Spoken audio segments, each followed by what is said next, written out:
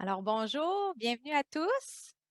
Il nous fait extrêmement plaisir aujourd'hui de vous présenter notre première conférence d'une série de 3 organisée par Transplant Québec sous le thème de notre nouvelle campagne de sensibilisation Ne gardez pas tout ça en dedans. Je serai votre présentatrice pour la conférence. Mon nom est Catherine Lefebvre. Je suis infirmière de liaison en don d'organes chez Transplant Québec. Je serai accompagnée aujourd'hui par mon collègue Esteban Vides, qui est coordonnateur conseiller clinique aussi chez Transplant Québec. Il va agir à titre de modérateur. Je veux juste vous parler un petit peu des modalités. Pour votre information, la conférence sera d'une durée d'environ 35 à 40 minutes et sera suivie d'une période de questions. Alors, n'hésitez pas à nous soumettre vos questions tout au long de la présentation via la section questions et réponses. De plus, la présentation sera enregistrée et disponible pour ceux et celles qui voudront la revoir. Un lien vous sera acheminé par courriel à cet effet. Alors, la conférence de ce midi touche un sujet d'actualité qui revient souvent dans notre pratique, dans notre quotidien. Notre conférencière invitée est Madame Louise Bernier.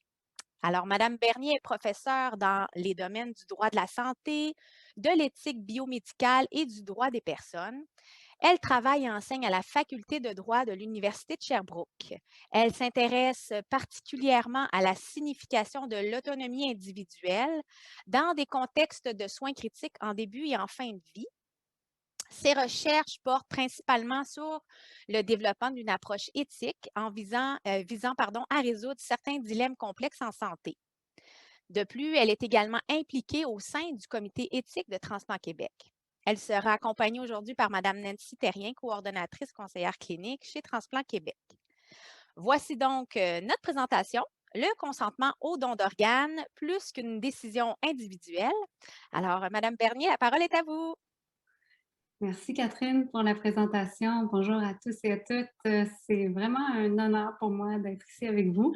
Vous êtes nombreux. Je vois les chiffres qui continuent de monter dans la salle. Donc, c'est spécial de ne pas se voir, mais on va tenter de faire ça le plus dynamique possible dans les circonstances. Alors, je vais partager mon écran. J'ai une présentation. On a fait avec Nancy une présentation PowerPoint pour accompagner la conférence. Je vais la mettre en plein écran. Ça fonctionne bien, Nancy? C'est toi que je vois, oui, parfait. Alors, avant de commencer, je vais faire une courte introduction. Moi, je suis, comme Catherine le disait, je suis donc du domaine du droit. Je suis donc juriste et ça fait plusieurs années que je m'intéresse au droit de la santé, au droit qui s'actualise dans des contextes difficiles, parfois critiques, humains. Et j'ai réalisé à travers le temps, tu sais, j'ai une formation d'avocate, j'enseigne le droit. J'ai réalisé à quel point le droit est utile, évidemment. Je ne renie pas du tout ma discipline, mais je trouve que souvent, à force de côtoyer des gens du domaine de la santé, voir comment les choses s'actualisent dans- dans- sur le terrain, je réalise que le droit a souvent besoin d'aide, besoin d'éclairage. Et l'éthique m'a permis, moi, de donner une certaine profondeur à des réflexions juridiques et à certaines dispositions aussi de droit, d'articles de droit, de loi. Et quand je partage ça avec mes étudiants qui sont au début de leur parcours, souvent, ils trouvent ça spécial. Parfois, ça suscite certaines frustrations, que le droit ne soit pas autonome comme tel, que le droit ne soit pas tout puissant, que ça.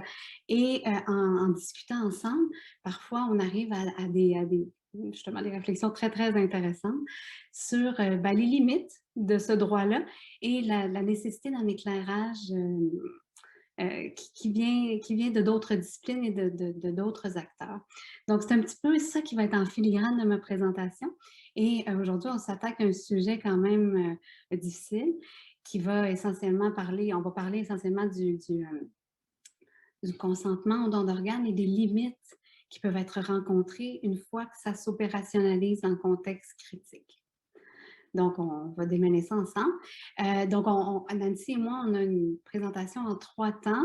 On va parler des modalités de la portée du consentement, certains détails un petit peu plus juridiques, la notion aussi juridique du motif impérieux. Je vais vous expliquer un petit peu, ça se trouve dans l'article 43 du Code civil, et puis on va en parler un petit peu. Et à la fin, ça va nous mener, cette réflexion-là, à peut-être des pistes de réflexion, des pistes de solutions sur comment repenser peut-être en amont le processus de consentement au don pour éviter certains écueils qu'on peut rencontrer parfois sur le terrain. Donc, je commence avec les mécanismes de consentement anticipé au don. On parle de don cadavérique ici dans la présentation. Donc, vous savez peut-être que dans certains pays, certains endroits, on a un système de consentement présumé, okay? Ce qu'on n'a pas ici au Québec, mais par exemple, les gens, s'ils ne se sont pas exclus du régime, sont présumés être des donneurs d'organes quand ils sont majeurs et aptes. C'est le cas, par exemple, en Espagne, en Belgique, en France. Récemment, vous avez peut-être vu ça passer en Nouvelle-Écosse également, une province ici qui a donc adopté sa loi. La loi est en vigueur maintenant sur le consentement présumé. Et on a aussi des modèles de consentement explicite qu'on a ici au Québec, où finalement, le prélèvement va être autorisé une fois qu'il y a quelqu'un qui va avoir donné son consentement. Soit que ça va être le défunt qui a donné son consentement en amont, ou on va aussi demander parfois le consentement des familles. On va revenir à toutes ces subtilités-là un petit peu, mais c'est le consentement explicite qui est consigné ou qui a été donné verbalement et qui est axé sur l'autonomie individuelle. Et selon les endroits, on prévoit qu'il y ait plus ou moins de force contraignante.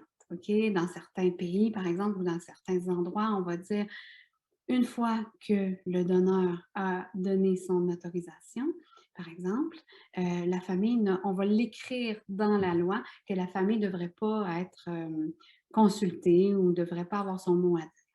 Okay? Ça dépend vraiment des endroits. Okay? Il y a 3 façons, nous, qu'on a ici au Québec, de consigner explicitement par écrit un consentement. Vous êtes probablement déjà au courant qu'on peut signer l'autocollant quand on renouvelle sa carte, on le place à l'arrière de sa carte d'assurance maladie. On peut aussi consigner son consentement dans le registre de la RAMQ, où en ce moment, au 31 décembre dernier, il y avait 3,4 millions de consentements enregistrés. Et une autre façon, c'est de l'inscrire dans le registre de la Chambre des notaires. Puis la particularité de la Chambre des notaires, c'est qu'on peut soit accepter en avance ou refuser aussi, ce qui n'est pas possible dans le registre de la RAMQ. Il y avait 2,1 millions d'inscriptions, donc 15 de refus, toujours au 31 décembre dernier.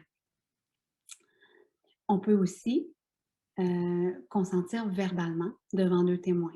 Okay? C'est une autre façon. L'article 43 du Code civil, qui est un peu l'article, on va se référer à cet article-là beaucoup aujourd'hui, prévoit donc que c'est prévu dans la loi qu'on puisse souhaiter donner ses organes et ses tissus à son décès. Selon les âges, il va y avoir les parents vont être impliqués, tout ça. Et la volonté peut être exprimée de la façon dont je viens de vous le dire.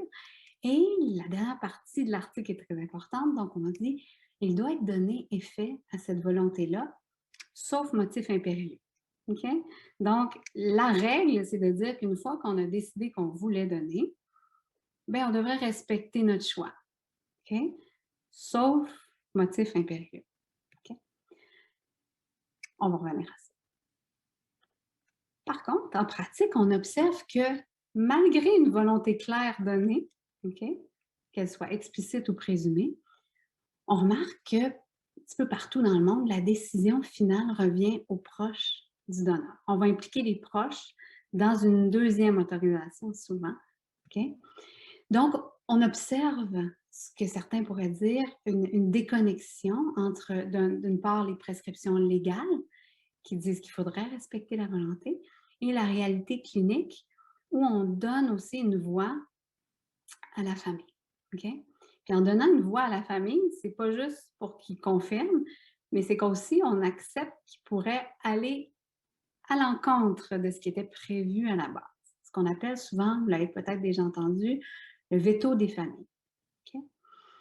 Le veto, ça veut dire en latin, je m'oppose, et c'est, selon le dictionnaire de droit, c'est le droit accordé à certaines personnes de suspendre ou d'empêcher la réalisation d'une décision en s'opposant à cette décision. Okay? Donc, je répète, malgré la volonté qui est exprimée à l'avance, ça se peut qu'en pratique, on assiste à un moment donné à un droit de veto des familles. OK? Là, il faut comprendre quelque chose. On vous a mis des statistiques. Je pense que c'est très important de s'y attarder quelques secondes pour dire que quand on regarde les statistiques de 2020 ici, on réalise que il y a eu des références refusées. Hein. Tout ce qui se trouve en bleu pâle, en vert, en gris, puis en taupe, je dirais, sont les références qui ont été refusées. Bon, les références refusées, ça va être pour des motifs de maladies préexistantes, par exemple, qui fait en sorte qu'on ne pourra pas être donneur d'organes, un état neurologique qui ne permet pas le don, tout ça, mais il y a une partie qui est en vert qui représente les refus de famille. Et dans les refus de famille, OK, il y en a 22 il faut vraiment comprendre qu'il y a une grande partie de ces refus-là qui sont des refus qui ne sont pas des vétos. OK? Il y a différents refus de famille. Il faut faire la différence entre refus de famille et veto de famille. OK? L'article 44 du Code civil nous dit que quand la personne n'a pas consigné sa volonté dans un des deux registres, à l'arrière de sa carte ou verbalement, devant deux témoins, la décision revient à la famille. OK? Puis, c'est les mêmes personnes qui auraient pu consentir aux soins qui sont prévus dans le Code civil à l'article 15, en ordre, conjoint, famille, proche ayant un intérêt pour la personne, qui peuvent prendre la décision. Okay? Dans les refus de famille, il y a tout ça. Il y a des gens qui vont se faire demander est-ce que vous désirez, on ne sait pas, on n'a pas d'informations si le proche, le défunt, voulait être donneur ou non. Est-ce que vous accepteriez le don d'organes? Okay? Selon 44, ça va être à la famille, okay, aux proches, de décider. Dans tous les refus de famille, c'est comptabilisé. Et dans les refus de famille, il y a une petite proportion qui sont des vétos de famille. Okay? Et on a des statistiques sur les vétos de famille de 2020 et Nancy va les décortiquer pour nous. Donc, on a eu 140. Je pense que Nancy, tu peux peut-être les expliquer mieux que moi. Oui, on va y aller en chiffre absolu, en fait. Au niveau des refus de famille, on a eu 149 refus de famille en 2020, donc toutes raisons confondues, comme on disait, veto et non-veto. Et là-dessus, il y avait seulement 20 des refus de famille qui étaient un veto à l'intérieur de ça. Donc, ce qu'on va faire, c'est qu'on va décortiquer ici ce que ça veut dire, ce tableau-là, c'est les refus famille chez les donneurs qui étaient enregistrés, c'est ce qui est écrit en haut. Et je voudrais attirer votre attention sur la réalité, en fait, de ces vétos de famille-là. Si on va regarder rapidement là, en chiffres absolus, on peut voir qu'il y a 10 familles sur les 20 Donc, on peut dire, en fait, au total, il y a eu 30 de refus famille en veto. Sur ces 30 familles-là, il y en a 10 qui ont refusé à cause du temps requis pour le don d'organes. Donc, il y a une chose à savoir là-dedans, c'est que ça ne veut pas nécessairement dire que ce n'est pas des familles qui, à la base, nous ont pas donné un peu de temps pour pouvoir procéder au don d'organes. C'est juste que des fois, le temps que la personne tombe en décès neurologique ou le processus se rallonge pour une raison X, Y, Z, à ce moment-là, les familles vont retirer leur consentement ou vont refuser d'aller vers le don d'organes. Donc, c'est quand même un fort pourcentage là, qui est vraiment dû au délai de temps. L'autre chose que je voudrais attirer votre attention aussi, c'est les familles qui désirent avoir des soins de fin de vie immédiatement. Ce qu'on doit savoir, c'est que les familles, ce sont les gens qui sont gardiens des volontés de la personne. Les gens, des fois, vont signer d'un côté leur consentement au don d'organes et de l'autre côté, vont répéter continuellement à leur famille qu'ils ne veulent pas d'acharnement thérapeutique. À un moment donné, ça crée peut-être une confusion aussi au niveau de la famille. Quand ils se sont fait dire à de multiples reprises, moi, si jamais j'ai un tube endotrachéal, je désire qu'on me l'enlève le plus rapidement possible, laissez-moi pas comme ça. Et là, la famille se fait dire, il faudrait le garder comme ça un petit peu plus longtemps. Il avait dit qu'il voulait donner ses organes, mais dans un autre sens, ils sont au courant aussi que la personne ne voulait pas vivre cette situation-là non plus. Donc, il y a quand même 5 familles qui ont dû refuser pour ces raisons-là aussi. Et l'autre chose qu'on veut attirer votre attention, c'est qu'il y a des familles qui refusent pas nécessairement le don d'organes en décès neurologique, mais qui vont refuser le processus de DDC, souvent une fois qu'on va leur avoir expliqué de quelle façon ça fonctionne. Et transplant Transplant Québec est un organisme qui est excessivement transparent. Donc, ce qu'on va faire à ce moment-là, c'est qu'on va vraiment dire aux familles ce qu'il y en est, les chances que ça fonctionne, et des fois, c'est à ce moment-là que les familles vont retirer leur consentement. Donc, ça ressemble un peu à ça. Donc, on peut voir que dans le nombre total de refus famille, c'est un petit pourcentage quand même là, qui tombe dans les vétos familiales avec plusieurs raisons qui peuvent être quand même explicables. Donc, je vais laisser Mme Bernier revenir à sa conférence. Merci. Donc, ça m'amène à me poser la question. On a la disposition juridique dont je vous ai parlé, l'article 43. Puis on a une certaine place qui est prise par les familles. On donne une place aux familles dans ce choix-là également, dans les faits. Donc, je vous disais que l'article 43 ouvrait une petite porte pour dire, ben oui, il faut respecter les volontés, sauf motif impérieux. Okay? Puis le mot impérieux, ça veut dire qu'il s'impose avec le caractère d'une force obligatoire, qui fait preuve d'autorité, qui ne peut pas être contesté. Donc, un obstacle qui se dresse devant nous, qu'on ne peut pas contourner. Okay? Donc, moi, ça m'a interpellée comme juriste parce qu'il y avait une disposition de loi, une disposition du Code civil, et ce qui était présenté souvent, soit par certains de mes collègues ou dans les médias, où on disait, ben finalement, respecter le veto des familles, est-ce que ce ne serait pas illégal? Parce que l'article 43 est clair. Est-ce que l'article 43 est si clair que ça? Puis comment on peut l'interpréter? C'est un petit peu là-dessus que je me suis interrogée, puis j'ai fait des recherches là-dessus. J'ai publié deux articles finalement sur le sujet. Et puis, essentiellement, ce que je me suis dit, j'ai fait l'exercice comme un petit peu de recherche, où je me suis demandé comment on peut interpréter ça, motif impérieux, dans les circonstances. Et il y a deux, tu sais, quand on enseigne l'interprétation des lois à nos étudiants, on se dit, bien, une disposition d'un article de loi, par exemple, peut avoir différentes significations selon l'interprétation qu'on en fait. Ça, c'est vraiment une matière, l'interprétation juridique. Il y a différentes façons d'interpréter des textes. Et la première façon, c'est l'interprétation juridique classique.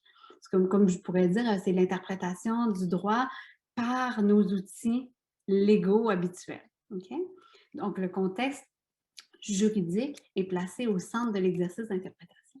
Donc, ce qu'on va faire pour interpréter un article de loi, si on n'en est pas certain de la signification, de la portée, on va aller chercher nos outils habituels dans notre en droit. Donc, on va aller chercher les textes qui ont été écrits par les auteurs. On va aller chercher la jurisprudence, donc les décisions qui ont été rendues par les tribunaux. Puis, on va aussi aller s'intéresser à c'était quoi le contexte quand cette disposition-là est entrée en vigueur? C'était quoi l'intention derrière? Donc, on va aller s'intéresser, par exemple, au débat parlementaire. Pourquoi cette disposition-là du Code civil a été écrite de cette façon-là? Et quand on fait l'exercice avec l'article 43, il n'y a pas de décision des tribunaux québécois en la matière.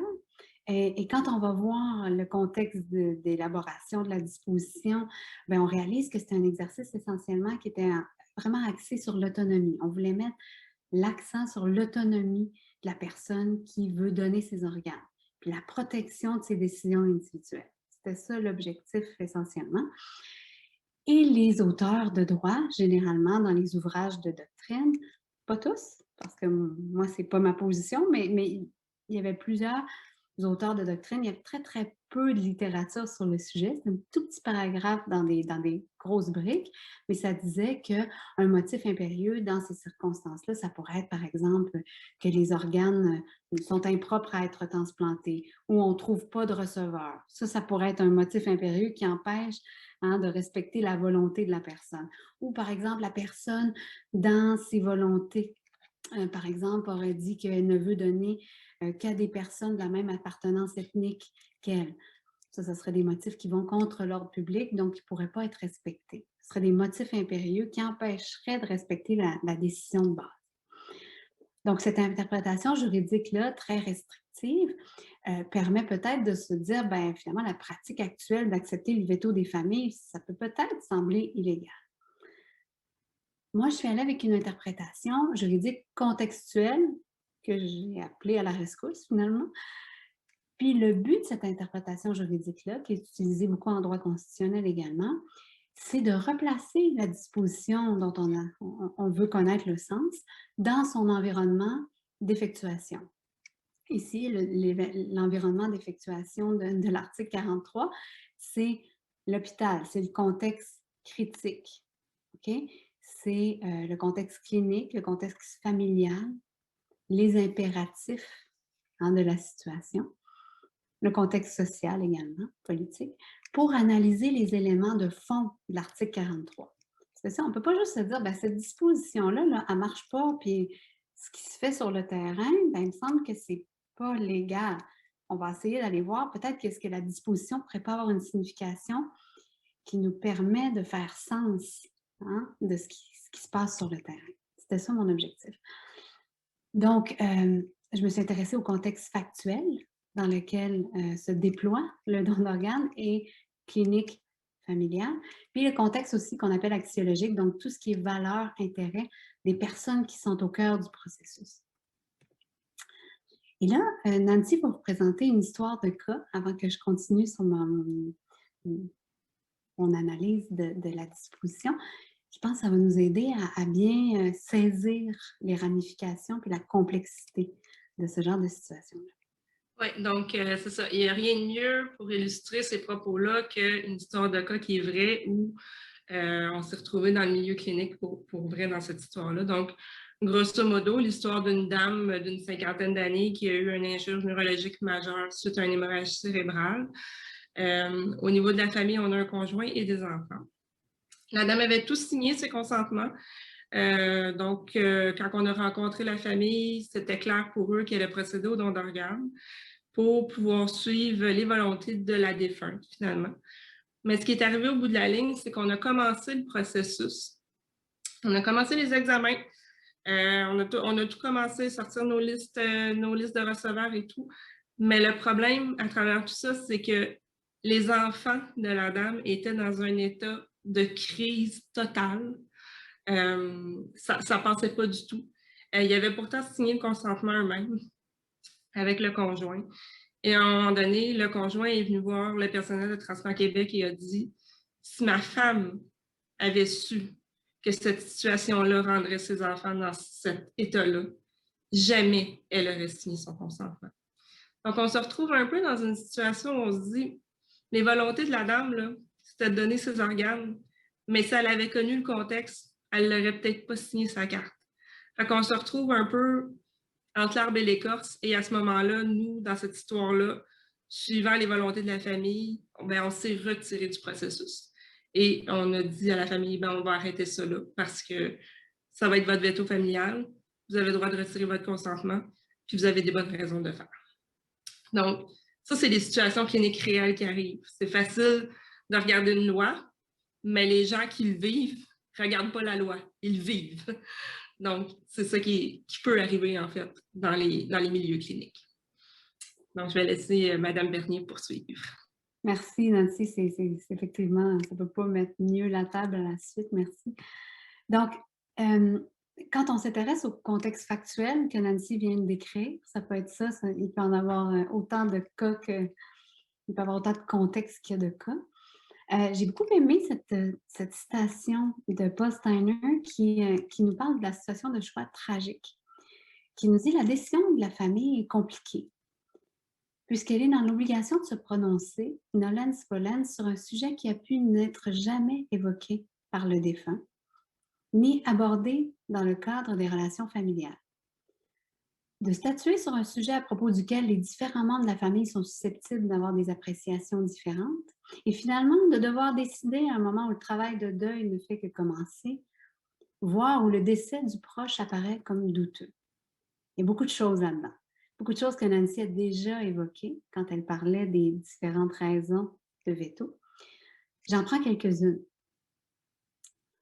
Quand on dit que c'est un sujet qui a pu n'être jamais évoqué par le défunt, ça peut vous paraître surprenant parce que les campagnes de sensibilisation mentionnent ça toujours. Parlez-en à vos familles et tout. Si je vous disais que sur les plus ou moins 5 millions de de consentement consigné dans les deux registres, il y en a, selon les sondages, 50% seulement qui en ont parlé à leur famille. Alors qu'ils ont fait la démarche de consigner dans un registre, la moitié n'en ont pas parlé à leur famille. OK? Quand on parle des différents membres de la famille qui sont susceptibles d'avoir des appréciations différentes, hein, c'est exactement le cas que Nancy évoquait. Les filles ici, les enfants, ont finalement n'arrivaient pas à passer par-dessus certaines contraintes dans la situation factuelle qui se présentait. Et puis, elles n'étaient pas capables de passer par-dessus pour différentes raisons. Nancy pourrait y revenir. Et d'avoir à décider à un moment où le travail de deuil ne fait que commencer. Je participais à un panel récemment, peut-être que certains d'entre vous étiez là, et j'étais avec une personne qui parlait du deuil.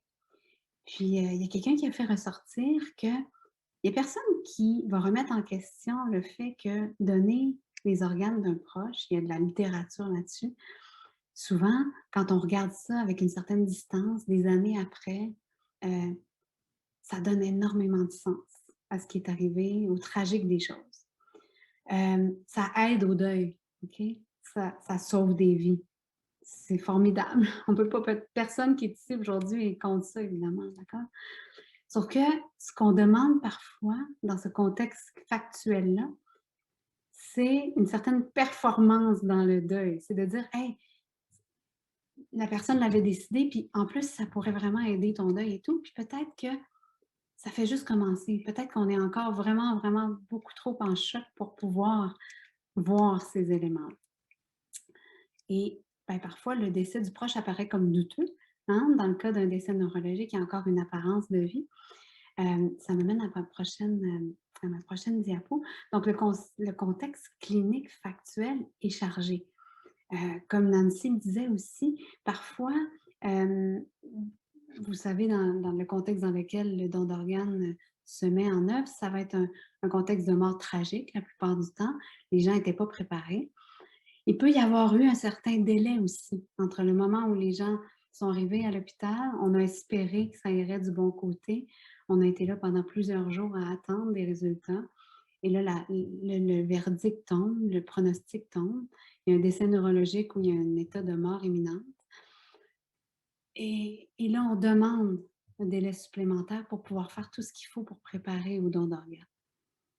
Il est possible que cette demande-là soit la demande de trop, dans les circonstances, évidemment. Dans l'absolu, c'est une très belle demande, mais peut-être que là, à ce moment précis-là, c'est trop demandé. Okay? Le personnel médical se retrouve dans une urgence d'agir parce que le contexte est aussi, c'est pas juste le contexte familial, le contexte du personnel. Puis le thème aujourd'hui, c'est garder pas ça en dedans. Là. Le thème de la semaine, c'est ça peut être très difficile à vivre pour ceux qui ont à faire une certaine médiation de tous ces éléments-là. Il y a une urgence d'agir, d'une part. On fait face à des douleurs vives et à des réactions imprévisibles des proches de l'autre côté. Et c'est difficile pour vous d'être en toutes circonstances le gardien, le protecteur, le fiduciaire des volontés du défunt. Parce que pour vous, vous avez une famille aussi entière là, à vous occuper et à trouver un certain équilibre dans la solution. Et ce que Nancy décrivait, ben, c'est exactement ça. C'est une situation factuelle où on a une famille qui dit finalement, si on avait su, on ne l'aurait pas fait. C'est trop dur. Puis d'être capable d'accueillir ça, puis de respecter ça, moi, je trouve ça formidable. Puis je trouve pas ça illégal. Je trouve juste ça la chose à faire. T'sais. Puis peut-être que le droit peut dire ça aussi. C'est là où je monte.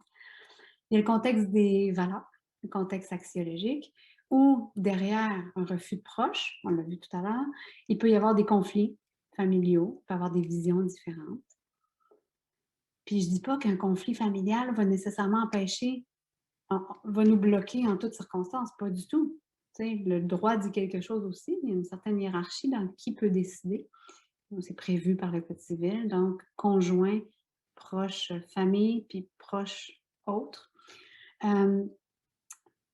Mais d'essayer de trouver un équilibre dans tout ça, ça peut faire partie de la solution. Puis si on n'est pas capable, ben, on peut voir après. Il peut y avoir une incompréhension de la mort neurologique. Hein? La personne a encore une apparence de vie.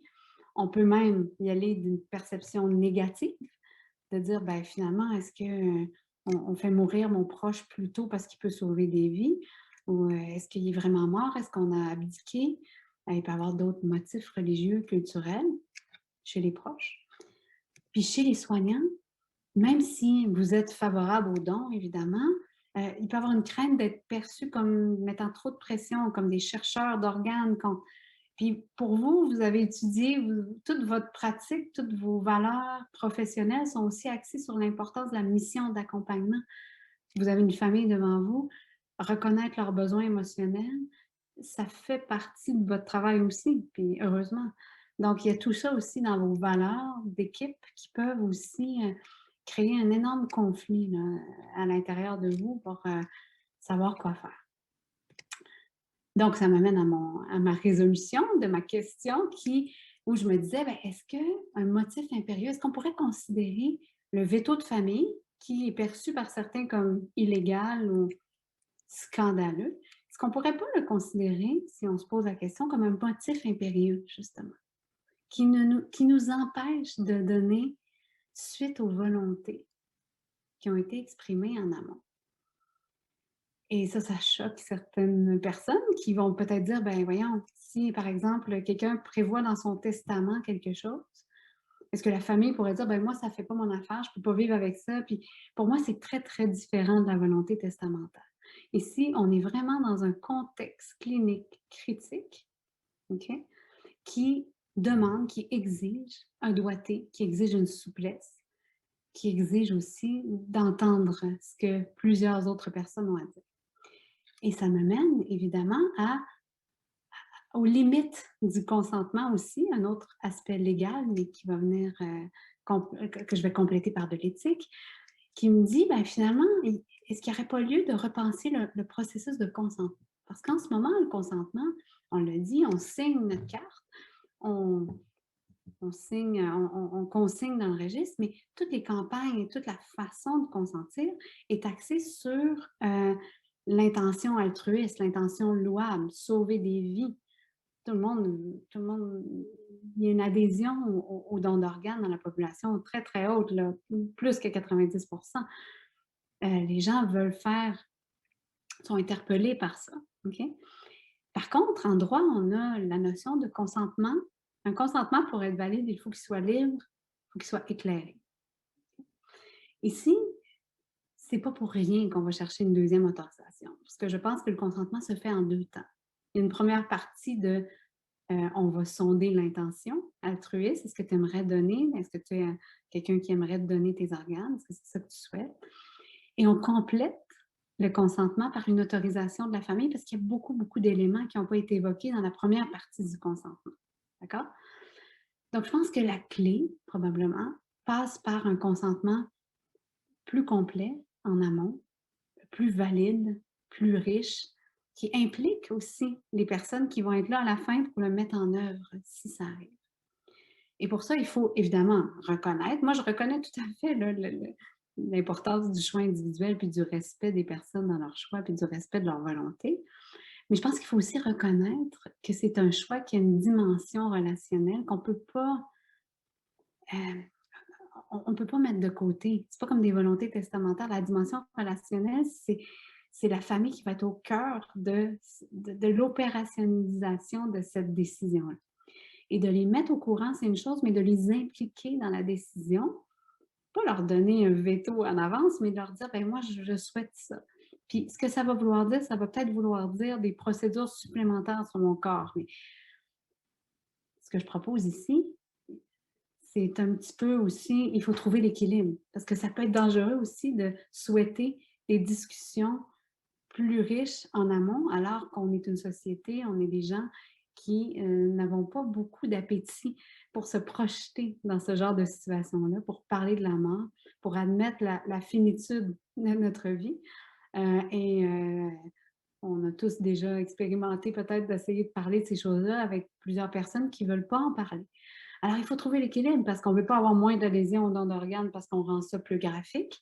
Puis en même temps, il faut admettre que le processus de consentement actuel est incomplet. Si on veut laisser les familles qui sont en situation de deuil et de choix critiques de côté et les laisser vivre ça en paix sans les impliquer, je pense qu'on n'aura pas le choix de les impliquer en avance ou pas le choix de revoir le consentement qui est donné en amont. OK? Et puis, je pense que reconnaître l'importance de la communication, mais puis les limites de la communication en situation de crise, je pense que ça fait partie de la solution. Donc, comment on peut éclairer le consentement? Bien, je viens de le dire, hein, en transmettant plus d'informations en amont. Et peut-être une des solutions, ça pourrait être non seulement de dire avisez vos proches, mais qu'il y aurait une petite case pour dire, ben voici, oui, j'en ai parlé avec mon proche X, il est au courant de mes volontés, il sait qu'est-ce que ça va, tu sais, puis on pourrait avoir quelque chose de résumé, mais ce que ça va vouloir dire comme étape supplémentaire. Donc, vraiment d'impliquer plus officiellement et plus tôt dans le processus les familles. Euh, Admettre la dimension relationnelle, ce que certains n'admettent pas du tout, là, mais je pense qu'on n'a pas le choix de l'admettre parce qu'elle existe et puis elle est là, puis on ne peut pas on peut pas l'ignorer. C'est correct comme ça. Donc, la solution, ça pourrait être quoi? Bien, ça pourrait être de permettre un échange entre les personnes, leurs valeurs, la vision des choses, une démarche éthique. C'est sûr, ça prend du temps, ça prend des ressources. Moi, je rêve ici, là. Impliquer les proches au moment de signer. On pourrait signer avec une confirmation que les proches ont été informés. Nommer quelqu'un comme un représentant un petit peu. Nancy suggérait une autre option de prévoir dans les options au choix de ma famille. Donc, de dire, ben moi, dans l'absolu, je suis en faveur, mais je laisse ça au choix de ma famille. Donc, oui, comme un peu l'article 44, quand on n'a rien prévu, mais de dire, ben si ma famille n'est pas capable de passer par-dessus, ben, c'est vraiment son choix, puis je ne veux pas qu'elle sente qu'elle ne respecte pas mes volontés. Mes volontés, c'est que ça soit son choix. Et puis ça pourrait peut-être décharger les familles des souffrances qui sont liées à la décision, puis ça peut permettre un partenariat, toujours dans l'initiative altruiste, puis il ne faut pas perdre de vue qu'on ne veut pas du tout avoir une attrition, on ne veut pas que les gens se désengagent, mais on veut peut-être arriver à quelque chose d'un petit peu plus complet comme consentement si on est opposé au veto des familles. Donc, je conclue en disant que je pense qu'on n'a pas le choix de réaliser que le don est enraciné dans un environnement relationnel complexe.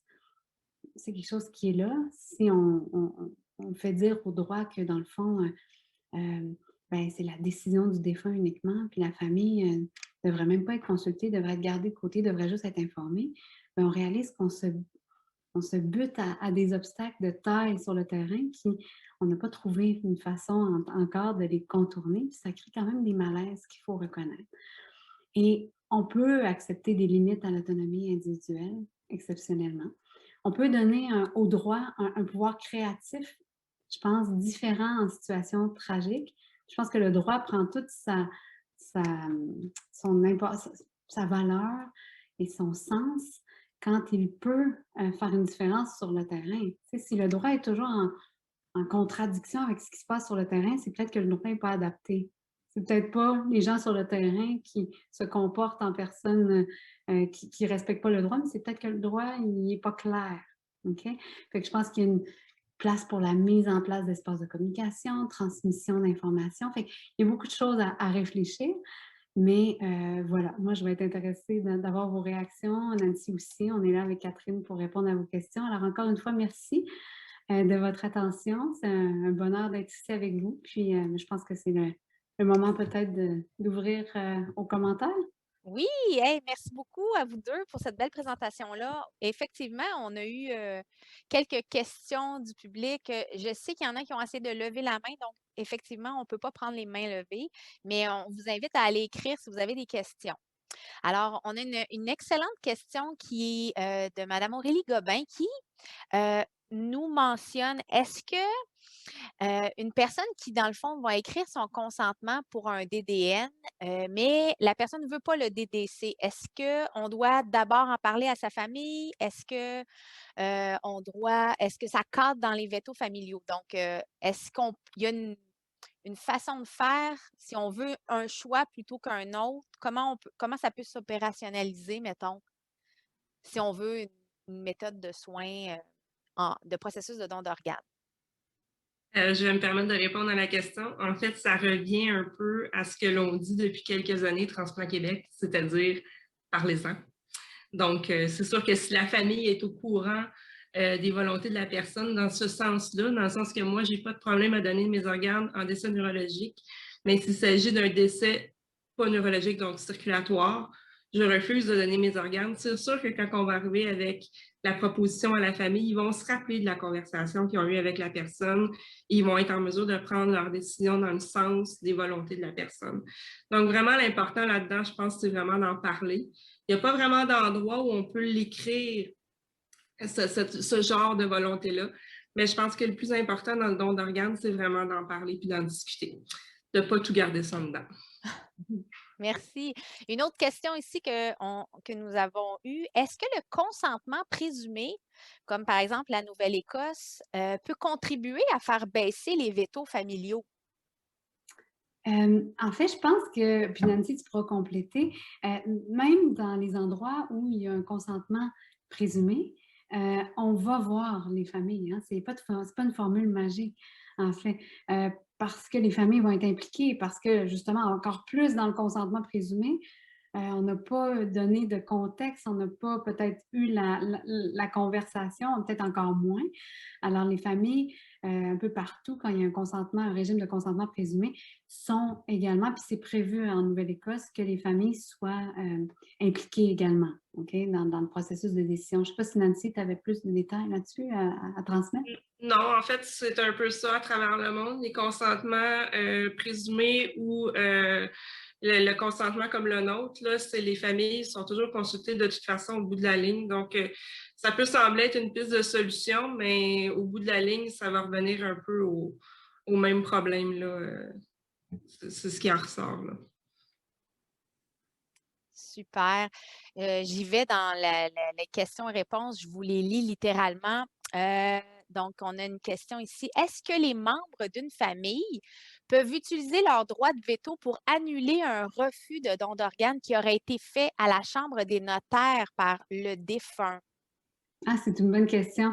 Le refus de la Chambre des notaires, une fois que le refus a été consigné, on n'ira pas à l'encontre de ça. Là. Ça va être vraiment comme...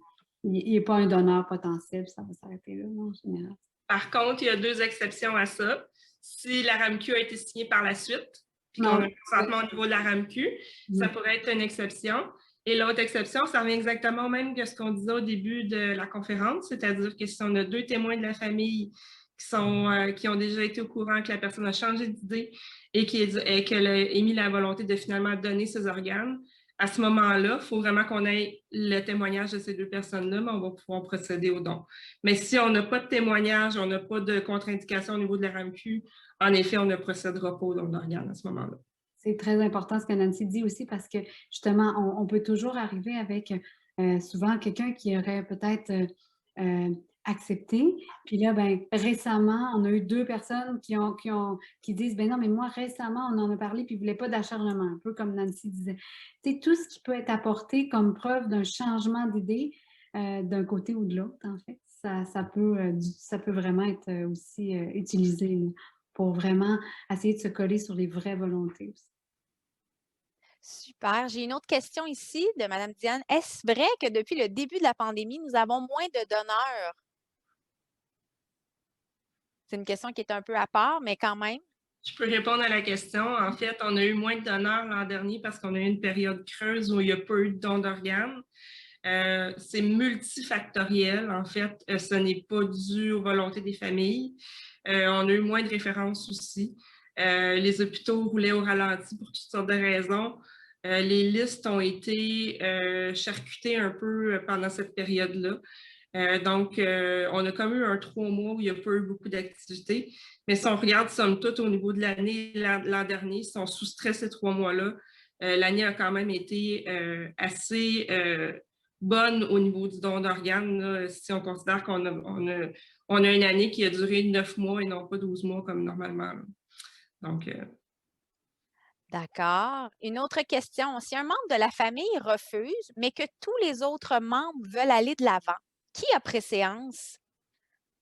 Ben, c'est une bonne question. En fait, la réponse juridique est à l'article 15. En fait, si, comme l'article 44 nous dit que quand on n'a pas de volonté du défunt, euh, on se retourne vers les personnes qui auraient pu consentir aux soins. Ces personnes-là sont en ordre de priorité un peu dans le Code civil à l'article 15. Donc, comme je disais, c'est le conjoint. Alors, tout dépend qui refuse, OK? Mais supposons que c'est le conjoint qui refuse, puis tous les enfants voudraient, par exemple. Mais là, il y a une réponse juridique qui dit, ben, la personne qui a préséance, c'est le conjoint. Ensuite, les enfants, la famille, puis ensuite des proches qui ont un intérêt pour la personne. Sauf que évidemment, il va y avoir de la médiation qui va se mettre en place. Je ne pense pas que d'une façon ou d'une autre, dès qu'il y a un conflit de famille, Québec Transplant se retire et dit bon, mais parfait, on ne le fera pas. Tu sais, on en a parlé un petit peu tout à l'heure, Nancy. Je ne sais pas si tu veux renchérir sur les pratiques sur le terrain. Légalement, on a vraiment un ordre de priorité qui a préséance sur qui pour prendre la décision si on en venait là. Mais je pense que sur le terrain, c'est différent un petit peu. Là. On essaie d'arriver à savoir pourquoi un refus, n'est-ce pas? On va répondre en fait aux questions. Souvent, il va y avoir un peu de choses qui vont avoir été mésentendues, peut-être des fois certaines rumeurs ou des pratiques que les gens ont peur. Donc, on va répondre aux questions. C'est sûr que nous, la question principale quand on demande pour le don d'organes, ce n'est pas voulez-vous donner les organes de votre proche, mais la question, c'est souvent est-ce que votre proche aurait voulu donner ses organes? Donc, c'est sûr que quand la personne a consenti au niveau du don d'organes, c'est un peu difficile à ce moment-là quand il y a un proche comme ça qui arrive et qui dit moi, je veux pas. Mais la question à la base, c'était est-ce que la personne, elle, aurait voulu? Donc, on va essayer d'aller avec un consensus familial quand même. Là. On a des équipes pour travailler avec ça. Là. Donc, je pense qu'on va y aller avec une dernière question, si vous me le permettez. C'est une question en lien avec peut-être l'aide médicale à mourir. Lorsqu'une personne, dans le fond, pardonnez-moi, je lis la question. Si une personne fait la demande d'aide médicale à mourir et le processus de don, est-ce qu'il y a un veto familial qui est possible à ce moment-là ou une Une bonne personne question. qui vit un trauma médulaire, par exemple, donc qui consent par lui-même? Ben, il faut savoir que pour l'aide médicale à mourir, en tout cas jusqu'à maintenant, là, il y a des petites exceptions, mais il faut être apte jusqu'à la fin. OK? Alors là, on va avoir consenti à l'aide médicale à mourir et on va avoir consenti au don d'organes nous-mêmes. Donc, on va se faire expliquer nous-mêmes, ce qui est vraiment différent d'un donneur cadavérique DDN ou DDC. On va consentir nous-mêmes au processus. Donc là, il n'y aura pas de veto de famille de possible parce que ça nous a été expliqué en long et en large. Ce qui peut peut-être être vu, c'est qu'une fois qu'on nous a expliqué quelles seront les implications d'avoir une aide médicale à mourir dans un contexte où il va y avoir un don d'organes après, si peut-être après, quand on en a parlé à notre famille, on change d'idée parce qu'on voulait mourir à la maison, puis finalement, on ne peut pas mourir à la maison, mais ça ne sera pas un veto de famille. Le dernier mot va au demandeur d'aide médicale à mourir et au donneur d'organes à ce moment-là parce qu'il est apte à prendre sa décision jusqu'à la fin. Alors, voilà, merci beaucoup. On va fermer la période de questions pour terminer et conclure cette conférence. Au nom de Transplant Québec, nous tenons à remercier Mme Bernier et Mme Terrien d'avoir présenté avec nous. Et nous vous remercions également d'avoir été présents en très grand nombre. C'était une première cette année. Alors, merci beaucoup. Il y aura un courriel que vous allez recevoir d'ici 24 à 48 heures où vous allez trouver également un petit sondage. Donc, nous vous demandons si vous voulez bien le compléter pour avoir votre opinion. C'est très important pour nous. Nous vous rappelons que demain, pour ceux intéressés, il y aura une présentation comment faire face aux dons d'organes dans un contexte d'aide médicale à mourir avec Dr Chantal Vallée, qui est interniste à l'hôpital Charlemagne. Donc, nous vous invitons aussi à aller sur le site de Transplant Québec pour en savoir davantage. Alors, je vous remercie et passez une excellente journée.